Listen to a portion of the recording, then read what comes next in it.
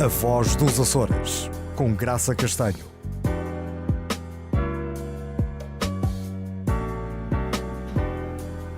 Bem-vindos e bem-vindas a mais um programa da Voz dos Açores, a ser gravado a partir dos estúdios da SMTV em Ponta Delgada. Este é um espaço dedicado à entrevista de cidadãos e cidadãs com percursos de vida de veras inspiradores para muitos e muitas de nós. Conosco hoje tenho aqui uma convidada muito especial, Maria José Quadros, natural da freguesia de Guadalupe, Ilha Graciosa. Muito bem-vinda, cara Maria José, é um prazer muito grande tê-la aqui conosco. Esta já era uma promessa antiga para vir aqui a este programa. Acontece, porém, que hoje a Maria José passou por São Miguel e nós tivemos a oportunidade de trazê-la até aos nossos estúdios. Então, conte-me lá, como é que foi viver a sua infância na Graciosa? Que memórias é que retém desse tempo? Antes de mais, boa tarde e obrigada por este convite. Acho que não sou merecedora dele, mas é sempre uma compensação boa saber que alguém dá valor ao nosso trabalho, que é o meu caso. Viver na Graciosa há 60 anos era totalmente diferente. Fazíamos a primária, acabava a primária, íamos para casa e ajudar o pai, ajudar a mãe, e tudo o que era necessário fazer. Isso nos dava um conhecimento da vida, da realidade. E que realidades foram essas que a Maria José teve a oportunidade de vivenciar quando pequena, ou pré-adolescente, ou adolescente? Era a vida do dia-a-dia. Portanto, trabalhar nas terras, eu trabalhava nas terras, ajudava ao meu pai que precisava, porque era deficiente motor, e ajudava em casa a minha mãe, bordava, fazia naprons de agulhas, portanto, depois dos trabalhos, eu vinha para casa e continuava, porque tínhamos que trabalhar para ganhar dinheiro, porque não havia dinheiro. E tínhamos muitas necessidades de muitas coisas, e era com aquelas pequenas migalhas dos bordados, que eram muito baratos, 22 escudos e meio por uma dúzia de bordados, tinha que se trabalhar muito, e o tempo era pouco, mas era com isso depois que se comprava as coisas que tínhamos necessidade em casa. Então, mas como é que a Maria José consegue chegar até ao 12º ano? Porque falou que nessa altura as pessoas faziam a primária, mas a Maria José não se deixou ficar só pela primária. Não, é assim, eu não fui estudar, eu sou uma grande míope, agora não se nota porque, entretanto, as coisas evoluíram. E aprendi com muita dificuldade, aprendi com a minha colega do lado, porque eu nunca vi as letras no quadro, nem nunca vi os números. Eu tocava na minha colega do lado e ela que me dizia as letras e os números. Quando cheguei à 4ª classe, a minha professora perguntou o que é que ia estudar. Quem não ia estudar, como éramos muitos, ia para casa. Então, ela perguntava o que é que ia estudar, que nem ia estudar. Naquela altura as raparigas não estudavam, porque era no ensino particular. Mas então nessa altura ninguém descobriu o potencial que a Maria José tinha dentro de si? Não, portanto, e o que é que vais fazer? Vou para casa, então vai para casa, era menos uma na escola, e fui para casa mal preparada, eu com 20 anos ainda sabia ler nem escrever, porque fui para então, casa... Então como é que recupera esse tempo assim, perdido? Porque eu tive um espírito muito inquietante, e eu queria saber porque é que as coisas eram. As raparigas da minha idade queriam namorar, queriam se casar, eu não. Eu queria saber porque é que eu vivia naquele sítio, porque é que eu queria saber, porque é que as coisas eram assim, porque é que as pessoas se comportavam, como é que era. Eu queria saber os porquês das coisas. E como eu era ajudante catequista, eu interpelava a professora, portanto a catequista. E ela um dia, cansada já de me ouvir sempre a perguntar coisas, ainda tinha tempo porque ela era professora primária, e ela disse-me assim: por que a Maria Joana vai estudar? Eu estudar, o meu pai não deixa, à noite saí de casa, o meu pai não deixa. E fui para casa, mas aquilo deu muita força e fiquei muito contente e fui para casa e disse à minha mãe disse: não, raparigas é em casa, preciso de casa para trabalhar. E que idade tinha a Maria José 20 quando anos. surgiu essa possibilidade de voltar para a escola? 20 anos? Estava quase a fazer os 20 anos. E já havia ensino noturno para as pessoas estudarem mais, para além do 4º ano? Tinha começado em 72 com a criação do ciclo preparatório. Mas a minha mãe disse: raparigas é em casa, preciso de ti em casa para trabalhar.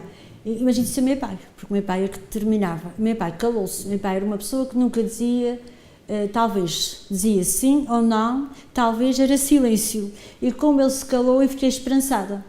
E ele levava sempre a pensar, ai, vai ser verdade, ele vai apoiar. Mas como é que vai ser para ir daqui para Santa Cruz já à noite, que a explicação era à noite, como é que vai ser sem ter companhia? Aquilo era um bicho de 7 cabeças. É porque vivia numa freguesia. Numa freguesia, não é? Que não era é muito longe, mas não dava para ir a pé, certamente. É quase 4 km. E não havia iluminação. Como é que resolveram então essa situação? Eu, como andava sempre a perguntar ao meu pai, sempre a insistir com ele, e ele um dia acabou por dizer que sim. E então eles iam-me esperar, havia mais 2 raparigas, a gente vinhamos as 2, até ao Guadalupe, e o meu pai ia-me esperar, ou a minha mãe ia-me esperar. Faziam os 4 km a pé? A pé.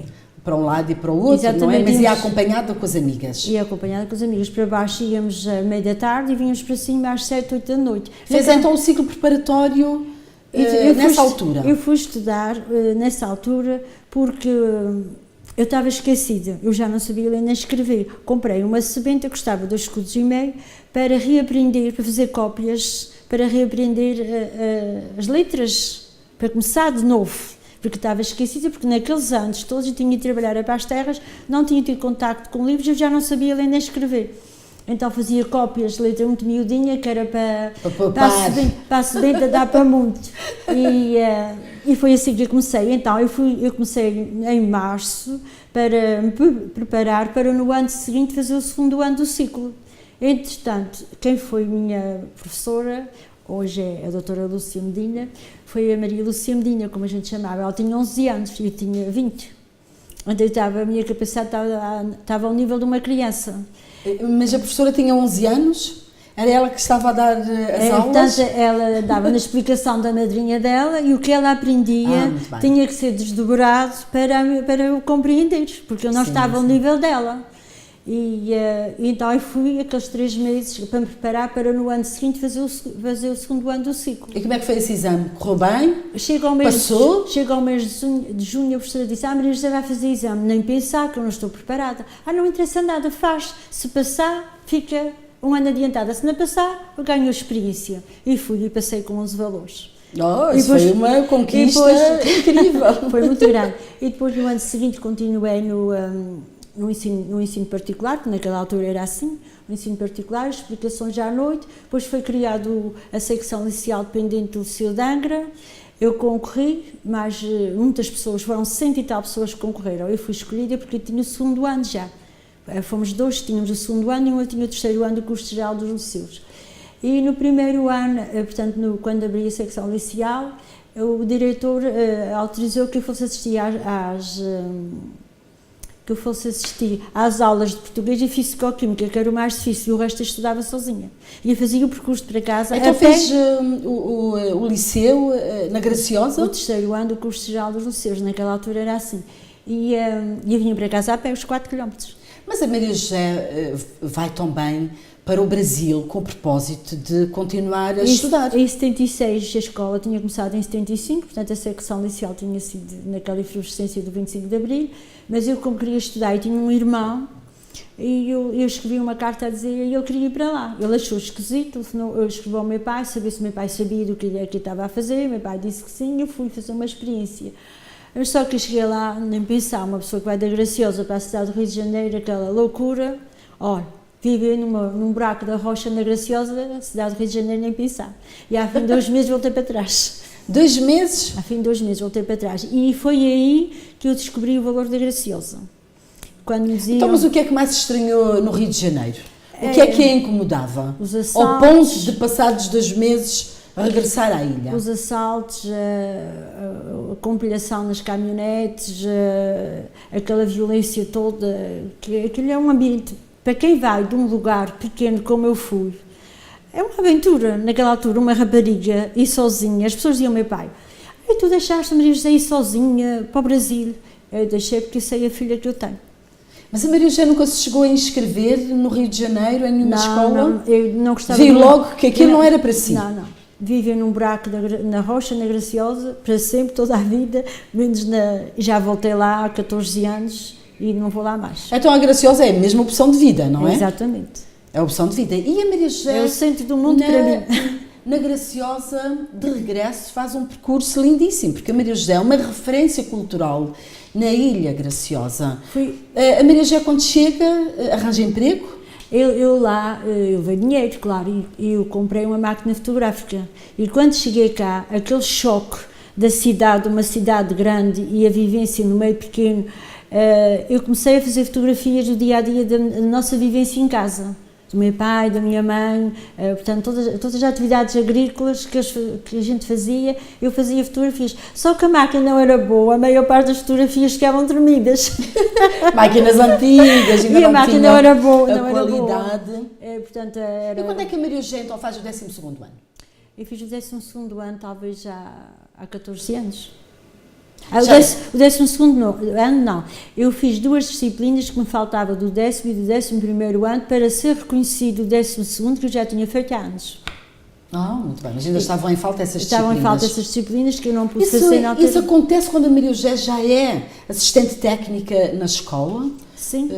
Na escola básica integrada, o ensino, quando surgiu o ensino noturno na escola nova, na escola 1985, a seguir, não sei se um ano ou 2 depois, surgiu o ensino noturno e eu fiz 4 disciplinas, português, história, introdução à política e filosofia. E faltou 2, que era geografia e ciências. Foi isso que fez mais tarde? Não pude fazer porque a minha mãe, entretanto, já tinha a sua idade e ficou doente e eu tive que desistir. Mas a Maria José, com essa sua atividade na escola, trabalhando com professores e professoras, tomando conta da sua mãe, conseguiu também levar a cabo uma atividade meritória, que é reconhecida por toda a gente, que foi da recolha de artefactos na Graciosa. Pode-nos falar um pouco sobre esse seu trabalho? Isso é assim, isto tudo começou há 50 e tal anos. Começou na casa da minha avó. Nas Matanças, a casa da minha avó era humilde, era de pedra, toda preta, e quando era na altura de fritávamos cela e fazia os cozinhados para a ceia, as pessoas, as minhas tias, a minha mãe, a minha avó, juntavam-se na cozinha. E os meus primos iam jogar as cartas e eu não gostava de jogar as cartas, eu envolvia-me perto delas a escutar as conversas, porque eu sempre fui muito curiosa. E então aí a minha avó contava histórias de feiticeiras, de lambezões, a Graciosa Encantada, como gostou muitas noites sem dormir com medo, porque eu não queria morrer a pensar onde era o sítio mais alto para eu fugir quando acontecesse. Mas a Maria José então acreditava nessas histórias? Claro, a gente não tinha ninguém que dissesse o contrário, aquilo era sagrado. Para já a gente nem interpelava, era dito, era escutado e a gente não interrogava. Naquela altura era assim. E as histórias eram bem assustadoras, bem vívidas também, não é? Com personagens reais, com pessoas que tinham passado por sustos terríveis, com feiticeiras, com lobisomens. Quando iam à noite para os bares, para os serões, como não havia eletricidade, havia sempre alguém que sabia que aquele grupo ia ou para o serão do Espírito Santo ou para os bares e mascaravam-se, cobriam-se com lençóis, ficavam à espreita, tiravam pedras, portanto rolavam paus para assustar, essas coisas todas faziam parte, porque as pessoas não tinham outras ocupações. Então, há 50 anos começa a fazer uma recolha do património oral, mas também de artefactos. Não, é assim, eu comecei a fazer a recolha ouvindo a minha avó e aprendendo com ela. Isso ficou dentro de mim. E em casa, como eu nasci numa família já com uma certa idade, só se falava do passado, das histórias. Portanto, naquela altura não havia jantar, era ceia. Então ceava-se e depois de cear ficava sempre um bocadinho à mesa. Não havia pressa. Chegámos à mesa e meu pai falava do dia de trabalho, interpelava-me como é que eu achava que os homens tinham ido trabalhar hoje, tinham ido trabalhar ontem, este tinha feito isto, aquele tinha feito aquilo, qual era o que tinha trabalhado mais. E, portanto, ele interpelava-me. E depois havia sempre uma história a arrematar, uma história relacionada com a vivência das pessoas. E a minha mãe também contava, e a propósito, às vezes ela falava do tempo e eu dizia a ela, mas como é que a mãe sabe que amanhã vai chover? E ela dizia, tu quando fores mais velha vais perceber. Então foram todas aprendizagens feitas de vivência, do dia a dia. Vivências, do património. Esse património depois foi recolhido. Exatamente. Mais tarde, depois, junto de testemunhos orais. O meu pai faleceu e a minha mãe ficou. E a gente, portanto, eu sou uma mulher da noite na minha casa. E eu era muito aberta com a minha mãe. A gente falávamos muito e a minha mãe falava sempre de histórias. E fui vendo ela os anos a passar e comecei a pensar, eu vou escrever aquelas que eu sei. E depois eu pensei, se a minha mãe sabe, as minhas vizinhas também devem saber. Eu era muito tímida, não falava, não tem nada a ver com hoje. Eu falava muito pouco. E eu comecei em casa as minhas vizinhas e elas iam sabendo coisas. E eu pensei, se as minhas vizinhas sabem, o resto do povo da ilha também sabe.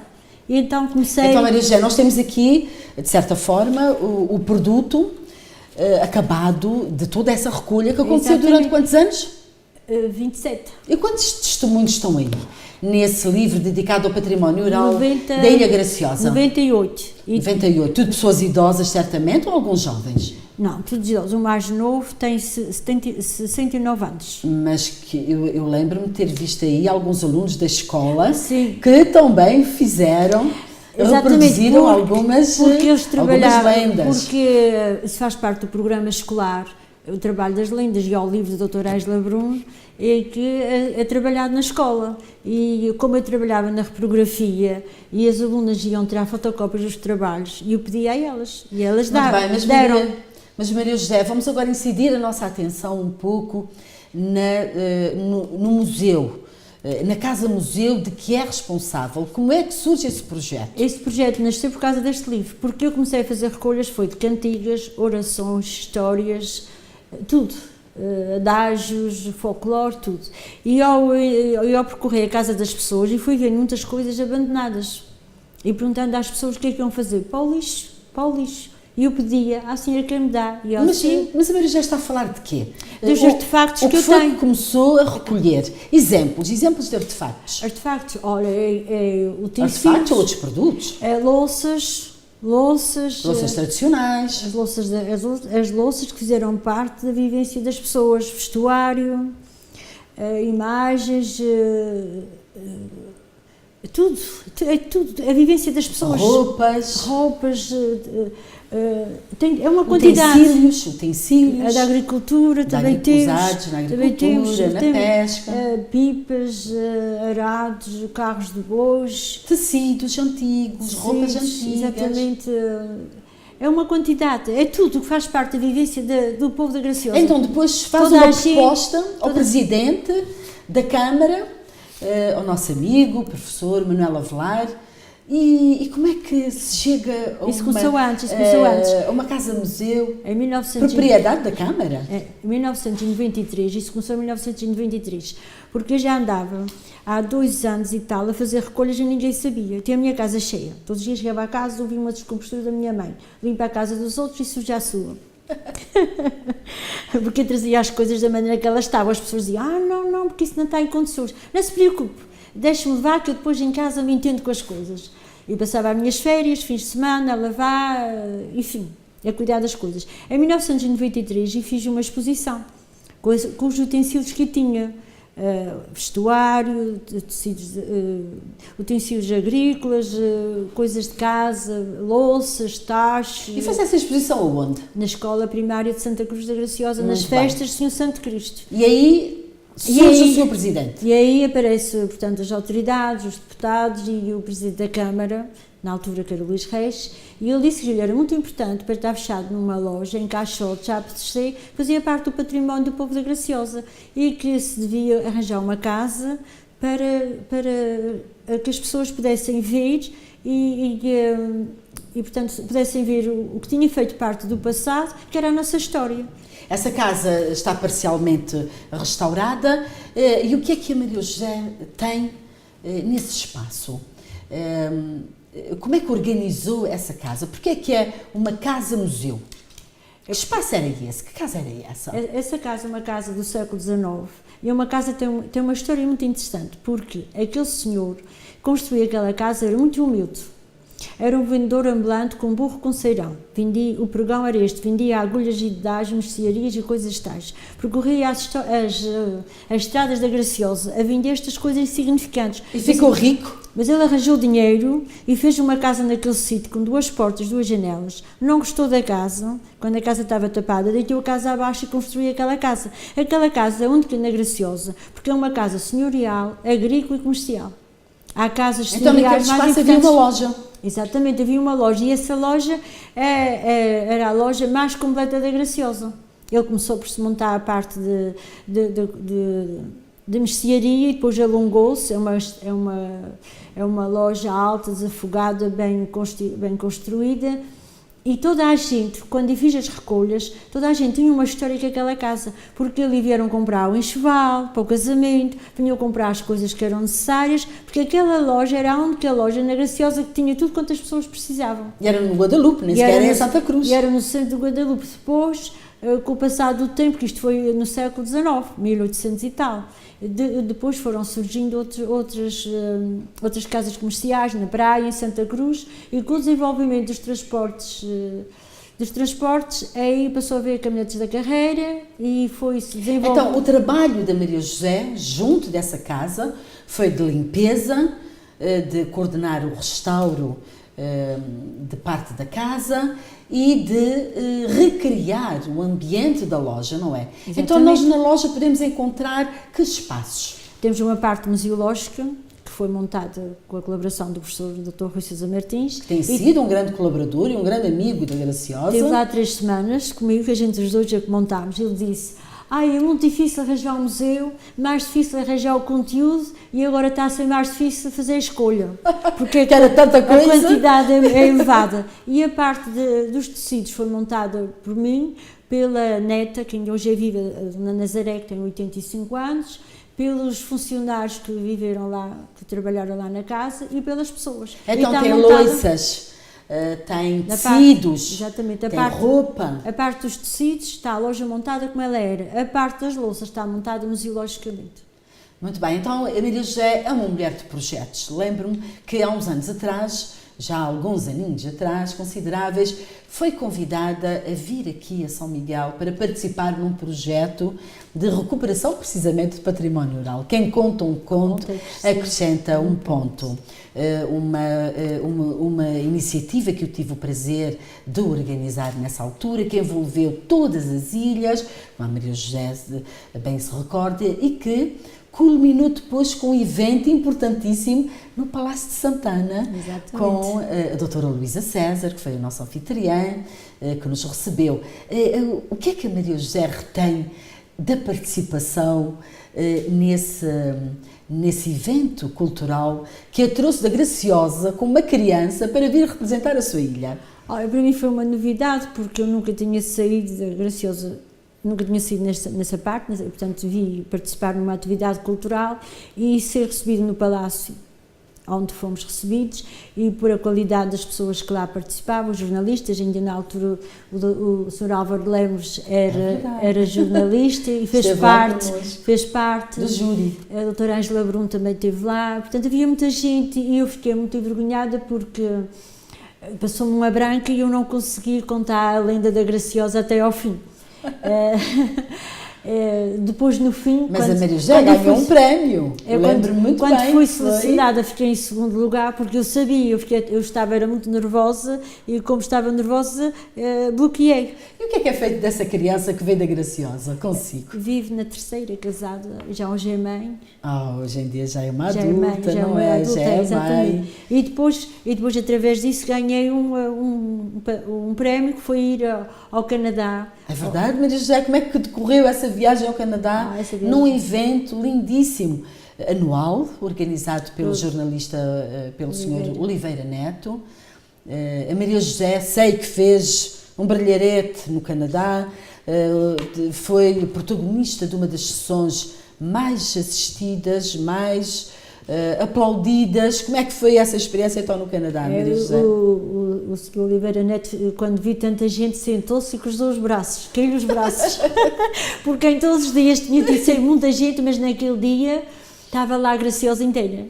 As pessoas da minha freguesia estavam lá. Que no dia seguinte eu tinha o jornalista Oliveira Neto a ligar-me, a dizer-me: professora Graça, para o ano quero outra mulher igual à Maria José para participar dos nossos encontros da açorianidade, não era? Porque eu fui apresentar o desfile etnográfico que eu tinha organizado na Graciosa, com a história do povo da Graciosa. Porque a Maria José também tem esse lado de organizadora de eventos e depois de exposições que retratam e que registaram esses eventos. E que eventos é que organizou na terceira, na Graciosa? Olha, as águas, os chafarizes. O que é isso das águas? A história do chafariz. Porque a Graciosa é uma ilha seca, portanto é uma ilha que tem tido sempre falta de água. E o chafariz era o ponto de encontro. Olha, era um lugar onde se contavam muitas histórias, onde as pessoas se juntam, na folha dos milhos, nas vindimas, na apanha do milho, no chafariz, nas lavadeiras. Aí era o ponto de encontro onde as pessoas trocavam os seus conhecimentos. E as peripécias que havia durante os serões, nas matanças, nos bares, ali se partilhava. E como eu ia para a serra levar a minha vaca, eu passava no tanque, na casa das lavadeiras, e assistia a muitas conversas. Então não havia água canalizada, as pessoas iam ao chafariz, iam ao tanque, iam à serra, havia vários espaços onde se fazia essa recolha de água, não é? Comecei por fazer o chafariz ao pé da minha casa, como eu era muito envergonhada, e depois foi um sucesso, juntou muita gente, as pessoas gostaram muito, acharam que era divertido. Depois fiz o chafariz no Gaspar, na presa da Ribeirinha, fiz a ida aos poços na Ribeirinha, fiz as lavadeiras no tanque. O que era? O quê? A borricada. Porque fez uma reconstituição de uma borricada. Fiz a borricada. A borricada é assim, como não havia transportes, não havia automóveis, e passava lá o Carvalho Araújo e o Lima de mês a mês alternados, com visitantes, e as pessoas queriam visitar a Graciosa. Então como havia muitos burros na Graciosa, porque o burro era um animal de ajuda às pessoas, servia para transportar as lenhas que eles levavam das vinhas, servia para levar as pessoas mais idosas para o trabalho, servia para lavrar os quintais. Portanto, o burro, e era muito difícil as pessoas... Era o braço direito das famílias. E então as pessoas trabalhavam para arranjar dinheiro para conseguir comprar um burro, porque quem tinha um burro já era uma pessoa mais importante, porque já tinha uma ajuda. Mas Maria José, essa história dos burros, não é? Costuma-se dizer que a Graciosa é a terra de burros, ainda bem, porque foi um animal que muito ajudou as populações. O burro hoje em dia está a ser preservado, há uma associação para preservar o burro da Graciosa, mas porquê? Como é que tudo começou para se designar a Graciosa a terra dos burros? Eu sei que a Maria José tem uma lenda nesse livro que fala precisamente dessa história, que as pessoas não conhecem. Como é que isso começa? É contado por um tio meu. Isso é assim, quando chegava o navio, portanto o navio era uma novidade, chegavam pessoas e partiam pessoas. Então as pessoas que tinham mais disponibilidade iam até Santa Cruz, e o meio de transporte era o burro. Chegavam lá, em geral era na calheta, amarravam os burros já à parede, ou por ali, aquela parede toda cheia, no cais, e quando o navio buzinava, da ilha respondiam aos burros. Então as pessoas que estavam no navio... No mar já estavam a ouvir os burros. Exatamente, e aí rotularam a Graciosa como terra dos burros. A Graciosa é conhecida por terra dos burros, é por isto. Poucas pessoas sabem. Foi esse livro que veio desvendar nessa lenda, ainda há muita gente a origem dessa designação. Pensam que as pessoas que são burras, mas não é. É pela quantidade de burros que existiam, que as pessoas usavam para se deslocarem a ida ao navio, e como o navio buzinava, e os burros respondiam de terra, e as pessoas que estavam no navio, talvez das ilhas e também do continente, porque havia muita gente que circulava nos Açores do continente. Naquela altura os transportes eram mais regulares e era tudo mais certinho do que agora. Mas Maria José, só gente ignorante ou de má fé que algum dia pensou que essa designação era atribuída às pessoas. De facto, quando se fala dos burros da Graciosa, está-se a falar mesmo do animal, não é? Que tanto ajudou e que tão importante é para a população graciosense. Maria José, um último raciocínio sobre os projetos do futuro. Você não é mulher para estar parada, não é? Mas eu fiz mais trabalho, eu fiz a reconstituição da Ceife. Nós é que não temos tempo. A debulha da Eira e a borricada foi um dia muito lindo. E a Maria José levou para o Canadá também parte desse espólio fotográfico. Exatamente. E fez uma exposição no decorrer daquele encontro da açorianidade. Eu veio atrás. foi muito completo. Levou trajes, levou comida típica, Cajadas, doçaria licor, da Graciosa. Angelica, aguardente, levei. Foi um evento cultural de grande monta. Sei muito bem, Maria José, que acompanhei isso tudo muito de perto. Maria José, um projeto para o futuro. É concluir a casa, as obras da casa. E muito montar bem. a casa. Mas há mais publicações. Exatamente, há publicações, já há muitas. Há as orações, há as cantigas, há a culinária, temos culinária desde 1916. Ninguém imagina a riqueza culinária que existe na Graciosa. A Graciosa é uma terra rica em culinária e há muita coisa que se perdeu porque as senhoras de Santa Cruz eram muito briosas e eram boas cozinheiras, elas preparavam as receitas para as pessoas fazerem e nunca revelavam o segredo. E há muitos doces que se faziam na Graciosa que não são conhecidos, talvez nem nas outras ilhas, que não se sabe. Mas doçaria conventual também? Exatamente. E portanto tenho isso, tenho vivências, eu tenho para cima de 150 cassetes. Bem, então um dia desses vamos ter mais publicações. Temos de trabalhar muito. Vindas da Graciosa. Agora digam lá se isto não é a mulher que melhor representa a Ilha Graciosa num programa com estas características. Isso é os seus bons olhos. Não é, Maria José. A Maria José realmente é um poço de saber. A Maria José é uma mulher que tem dedicado a sua vida à Graciosa. E dedicando a sua vida à Graciosa é dedicar também a vida aos Açores. E nós, açorianos e açorianas, estamos imensamente gratos e gratas por todo o trabalho que tem realizado. Muito obrigada, Maria José, mais uma vez. Continuação de boas viagens. Sei que vai a caminho do continente e de outras paragens. É uma mulher viajada, uma mulher empenhada.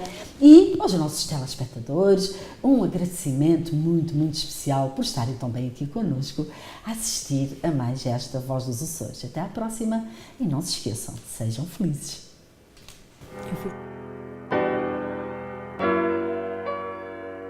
A Voz dos Açores, com Graça Castanho.